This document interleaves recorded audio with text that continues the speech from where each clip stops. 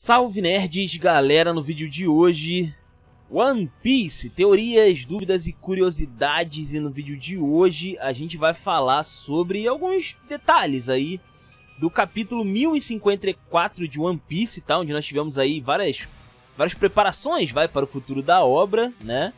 E muitas coisas aí a serem comentadas, né? Apesar de que algumas coisas que o pessoal queria não teve aqui, como por exemplo uma confirmação física, né, se o Kaido e a Big Mom realmente foram vencidos de uma vez por todas, né, mas aparentemente não teve ainda, né, se não tem corpo então tá vivo, a regra é clara, né.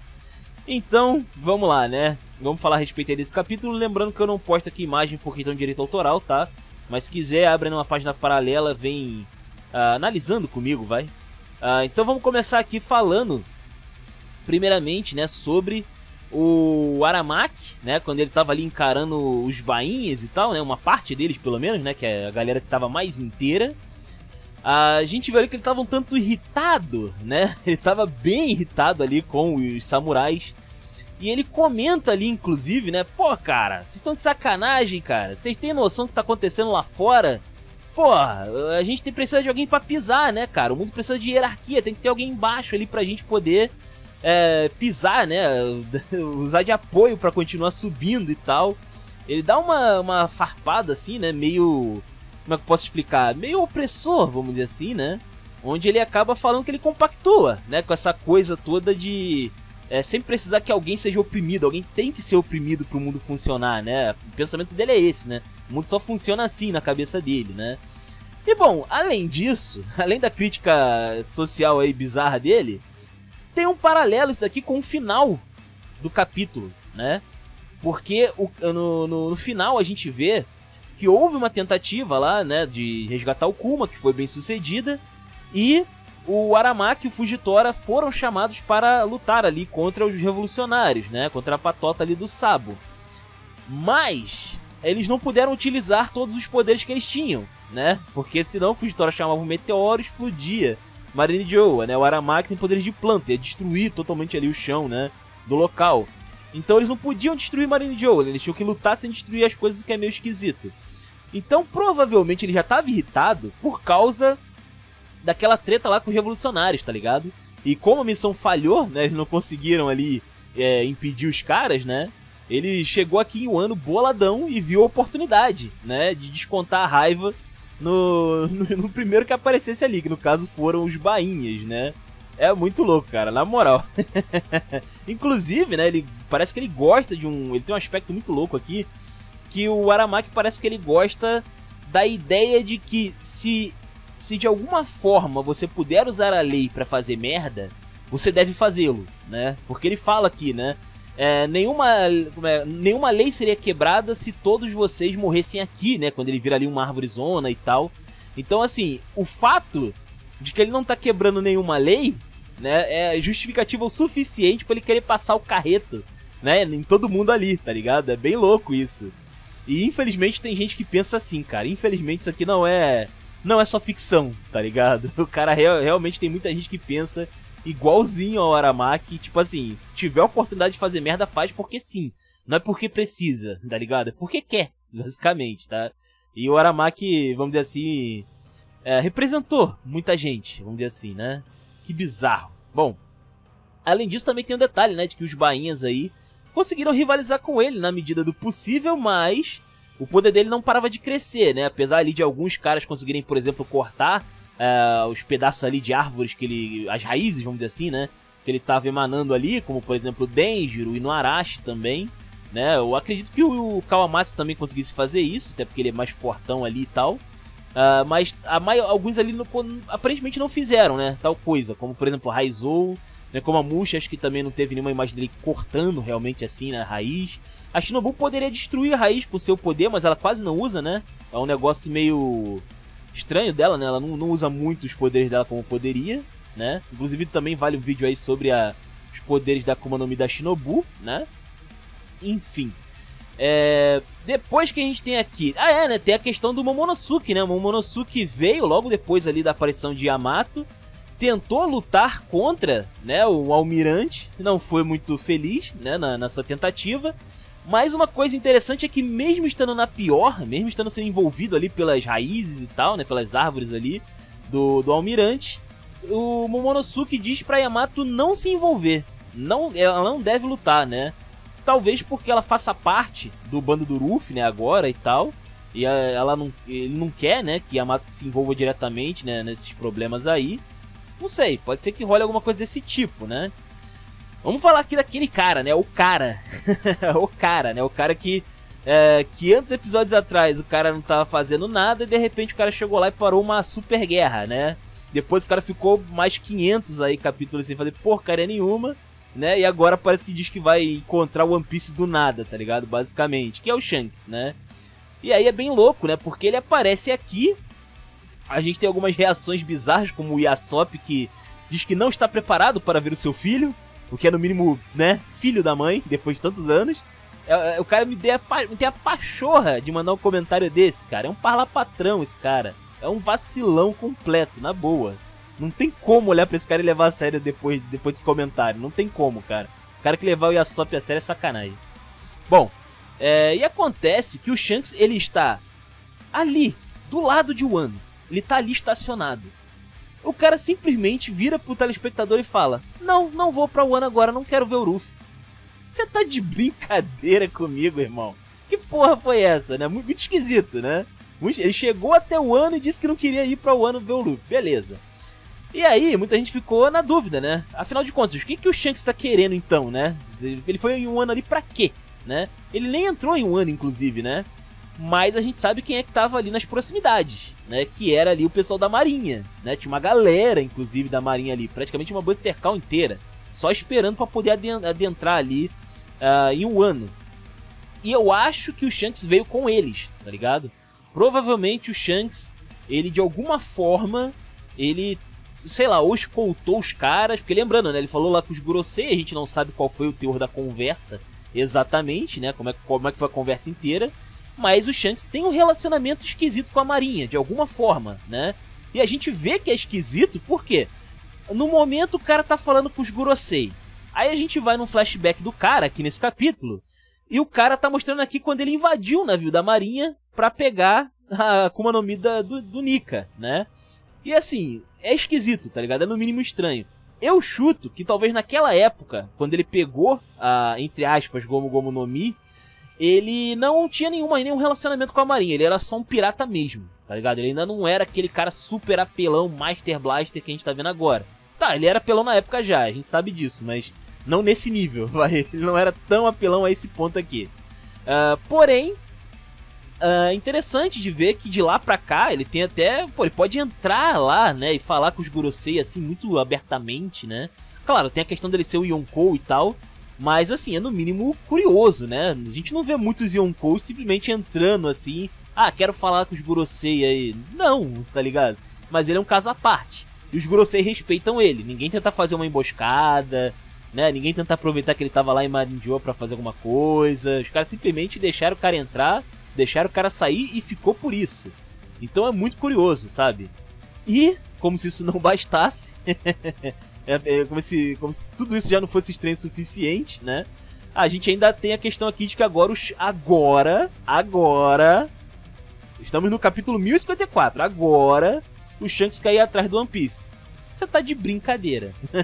Você tá de brincadeira comigo. Eu pego o rosto do Bean Beckman, né, nesse momento, né, que ele fala ali que quer ir atrás do One Piece, e eu uso o rosto dele como referência pra minha expressão. Mano, você tá de brincadeira? É sério? Agora? Tá ligado? Fala sério, né, cara? É louco, muito louco, cara. Sei lá o que se passa na cabeça do Shanks, ele é uma incógnita. Mesmo a gente sabendo que o cara quer, ele ainda continua sendo um cara muito misterioso, cara. Não importa. Sério, é o personagem mais misterioso dessa obra inteira, cara. É medonho demais. É muito doido. Bom, depois a gente também tem que falar aqui do elefante da sala, né? Que é o Sabo, que ele rouba muito a cena e mais do que isso, né? Ele mostra ali que essa questão aí de ser imperador é uma coisa subjetiva, né? É um título meio subjetivo. Porque no caso aqui, né, a gente começa a ler o mangá com a imagem de 4 Yonkous, né? Que no caso Yonkous são 4 imperadores. Já no caso aqui, o Sabo aparece como o imperador das chamas também. Então, tipo, é 4.5, né? 4/5 aqui, na verdade. Porque por tabela, ele ganha muito poder também, muita influência no mundo, né? Como o Yonkou também ganha.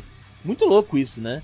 E ele fez isso, obviamente, de duas maneiras. Primeiramente, resgatando o Kuma, mas assim, não é como se realmente a Marinha se importasse com o Kuma, né? Nesse momento. Não é como se... Não foi exatamente isso que fez o cara se tornar uma ameaça. Mas o fato de que ele foi condenado, ou culpado, né, pela morte ali do Nefertari Cobra, né? E assim, eu ainda não acredito que ele realmente matou o Nefertari Cobra, tá? Eu realmente não acredito que ele matou um aliado do Ruffy. Eu não acredito. Por mais que eles não tenham interagido, por mais que talvez o Sabo não conheça nada do Nefertari Cobra, não sabe da interação que ele teve com o Ruffy, não sei, mas eu acho que ele não matou o Nefertari Cobra, tá? Não acho que foi nem mesmo por acidente. Eu acho que outra coisa aconteceu com ele. Alguém se aproveitou da confusão pra matar ele. Lembrando que o Apple tava lá na Rivalry e ele não gosta do Nefertari, então faz mais sentido que o Apple tenha se aproveitado, né, dessa situação toda pra poder passar o carreto ali no Nefertari. E a Vivi sumiu. Isso me lembra que, assim, se a Vivi sumiu, provavelmente ela tá com o Sabo. Ou ela foi capturada pelo Apple. Das duas, uma, tá ligado? Eu estaria que ela tá com o Sabo. Faz muito sentido. Talvez depois que rolou o atentado ao Nefertari Cobra, o Sabo pegou a Vivi e meteu o pé, tá ligado? A gente não viu o que aconteceu com o Pio e o Shaka, né? Que eles são ali os guarda-costas inseparáveis, né? Além do Igaran também. E a gente não viu o que aconteceu com esses caras, né? E tipo, a essa altura do campeonato, não é como se o Pio fosse morrer, né? Eu acho que todo mundo já entendeu esse meme, né? Então acho que o Pio também deve estar vivo, deve ter fugido com a Nefertari. A galera deve estar escondida aí, talvez até com os revolucionários. Se pá, pode ser que tenha rolado esse negócio aí também, né? E Arabasta tá sem uma liderança oficial, né? Com o Nefertari Cobra afastado, a Vivi tá fora, né? Pois é, vai ter que ser, acho que quem vai comandar ali por enquanto interinamente vai ser aquele cara da Revolução lá de Arabasta. Provavelmente vai ser ele, esqueci o nome dele. Mas ele deve ficar aí tomando conta por enquanto, né? Como um interino da situação toda, né? Mas é no mínimo interessante, né? Outra coisa também a se comentar foi como o pessoal conseguiu escapar, né? Que eu vou fazer um vídeo depois separado sobre isso. Mas provavelmente quem conseguiu fazer eles escaparem foi o Morley, tá? O Morley é o gigantão lá dos revolucionários e existe facilmente uma explicação dele ter conseguido fazer o pessoal escapar, porque ele pode abrir o chão lá com a sua Akuma no Mi, né? Meio que ele controla ali, manipula o chão e tal. Você que eles tenham simplesmente fugido por baixo da terra, né? Até comentado aqui que eles vieram com uma embarcação que tá atracado ainda, então eles deixaram um barco lá, né? Basicamente. Talvez eles estejam viajando por debaixo do mar ali, né? Com a ajuda do Morley. É possível, é bastante plausível, né? E aliás, né, vamos ver aí o Kuma retornando aí. O Kuma ainda deve aparecer, deve lutar aí, né? Na obra.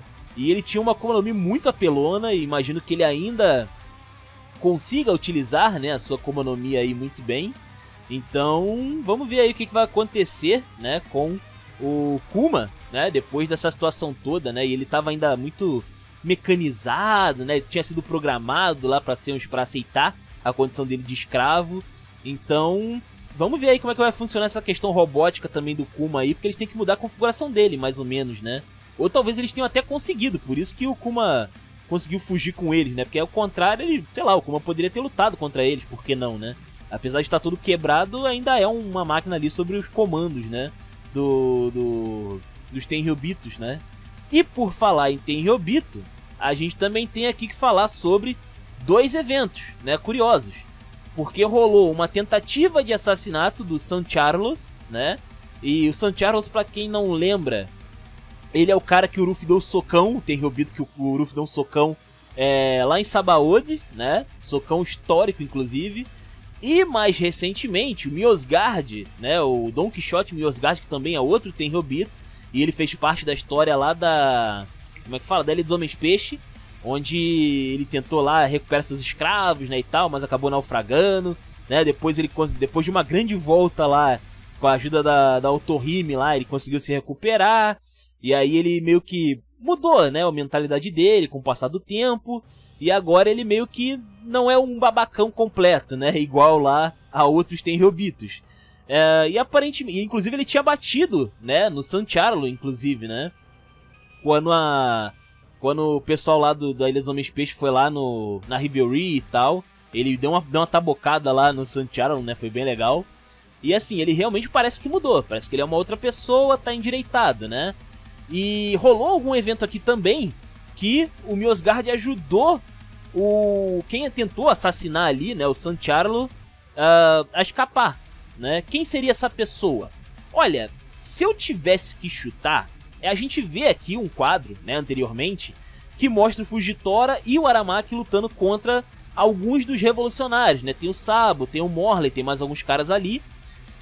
Mas talvez não sejam só eles. Talvez alguém tenha ido lá, junto com os revolucionários, e aproveitou a oportunidade que o San Charlo estava dando bobeira, né? E tentou pegar ele de alguma forma. Eu chutaria que foi a Koala, porque a gente sabe que a Koala tava nessa história aí de ter sido feita de escrava por Tenryobito, mas a gente não sabe exatamente quem foi, né? Se não me engano, acho que não ficou claro ainda na história quem foi o Tenryobito que escravizou ela. Talvez tenha sido o San Charlo. E quando ela bateu o olho nele, ela só pensou, mano, vingança, é agora, o cara tá aqui, tá dando sopa, né?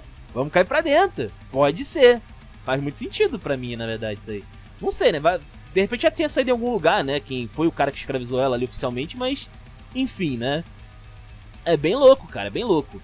E, terminando aqui de falar das coisas, né? A gente tem que falar aqui sobre a influência absurda que o Sabo ganhou, né, depois dessa treta toda, porque assim, o mundo viu que a galera não é nada sagrada, né? Esse pessoal aí do governo mundial, eles não são imbatíveis.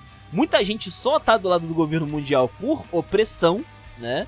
Isso fica bem claro aqui nesse capítulo. E com o Sabo desafiando o pessoal de dentro pra fora, né? Dentro lá de Marineford e tal, é perfeitamente plausível, né, que isso aqui foi o motivo pelo qual as outras nações aí começaram a se rebelar, né? Pelo menos assim, da galera, né, que foi lá na Rivalry, pelo menos 8 nações se rebelaram. Muito interessante mesmo. Então a gente tem aí vamos dizer assim, a gente tem aí uma baita história paralela acontecendo, né? Onde o Sabo ele tá meio que fazendo ali um Dragon 2.0, né? E a gente não sabe, a gente não viu nada sobre o posicionamento do Dragon nessa história toda, né? Mas eu imagino que ele tá feliz de ver o Sabo tendo feito isso tudo. Talvez ele não concorde, com o que o Sabo fez, em tudo, né? Mas, provavelmente ele tá contente que tudo terminou ali de uma maneira razoavelmente bem, né? A gente não sabe aí se realmente houve alguma baixa, né, com os caras aí, mas a princípio não. A princípio os revolucionários conseguiram entrar, pegar o Kuma, né, causar o caos lá em Marineford como um todo, e meter o pé limpos. Pois é, isso é um feito e tanto, cara. Vamos combinar aqui que é um feito considerável, né? Pois é. E, mano, muito legal, cara. Muito legal. Eu fico me perguntando se o Sabo, de repente, não ia atrás do One Piece, sabe? Apesar dele não ser um pirata e tal, ele tem essa raiz, tá ligado? Ele queria ser um pirata com Ace. E talvez ele pudesse, né, ir atrás do One Piece apenas pra poder... usar o One Piece talvez pra ajudar na revolução. Pode ser, por que não, né? É uma possibilidade, ele poderia fazer isso sim, não tem nada que impeça ele, na verdade. Então a gente teria aí uma corrida meio insana, né? Onde nós teríamos Ruffy, Shanks, o Barba Negra e o Bug. E o Sabo estaria correndo por fora, né? Por fora dessa galera aí. Mano, muito legal, seria muito maneiro, muito maneiro mesmo. Bom, é isso, né? O que eu tirei aqui, né, desse capítulo aqui. Se vocês tiverem algo pra falar aí a respeito, os comentários estão aí, né? Os comentários são de vocês. Se inscrevam, compartilhem. Taverna do Bacon, link na descrição. Eu vou ficando por aqui, valeu nerds. Fui!